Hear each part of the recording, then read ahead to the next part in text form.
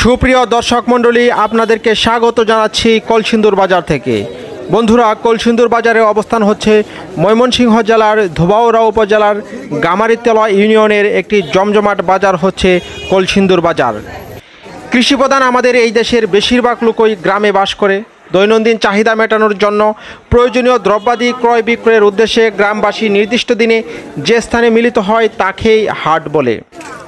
একে বাদ দিয়ে গ্রামের লোকজনের জীবনযাত্রা, গ্রামের লোকদের অর্থনৈতিক কার্যক্রম চিন্তা করাও সম্ভব নয়।